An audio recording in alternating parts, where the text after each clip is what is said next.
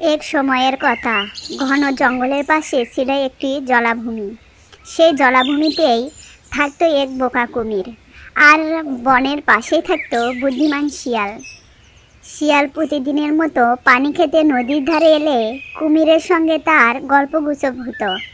একদিন কুমির দুঃখ করে বলল, বন্ধু শিয়াল, নদীতে এখন মাছ কমে গেছে। পেট ভরানোর মতো কিছুই পাই না। তুমি বলো, আমি কি করি? চাষাবাদ করবে, তুমি পরিশ্রম করবে, আর আমি বুদ্ধি দেব। দুজন মিলে ভালো ফসল পাবো। চাষাবাদ করব? আচ্ছা ঠিক আছে, ফসল পেলে দুজনে ভাগ করে নেব। এর পরের দিন থেকে শিয়াল ও কুমির মিলে আলু চাষ করলো। শিয়াল বুদ্ধি দেয় আর কুমির কঠোর পরিশ্রম করে। তারা দুজনেই এভাবে আলু চাষ করে। খুব সুন্দর আলু হয়। এরপর ফসল ওঠার সময় শিয়াল বলে, তুমি উপরের অংশ নাও, আমি নিচটা নেব কুমির। কুমির খুব খুশি হয়ে উপরের ডাঁটা ও পাতা নিয়ে চলে গেল। বাড়ি গিয়ে দেখলো এসব তো খাওয়ার নয়।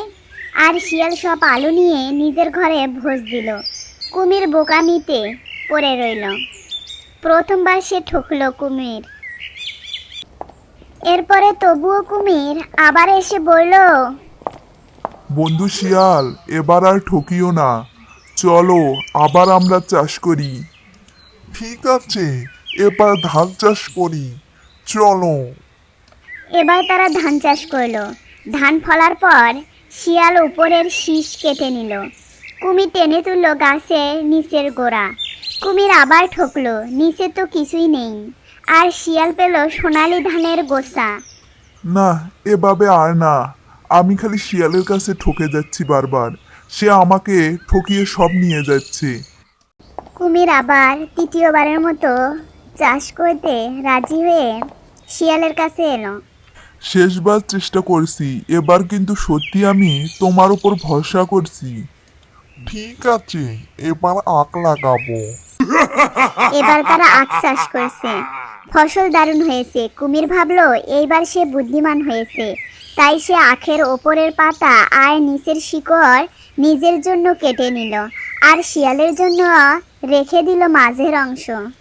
কিন্তু বাড়ি গিয়ে দেখে পাতা আর শিকড় তো নষ্ট জিনিস, খাওয়ার কিছুই নেই।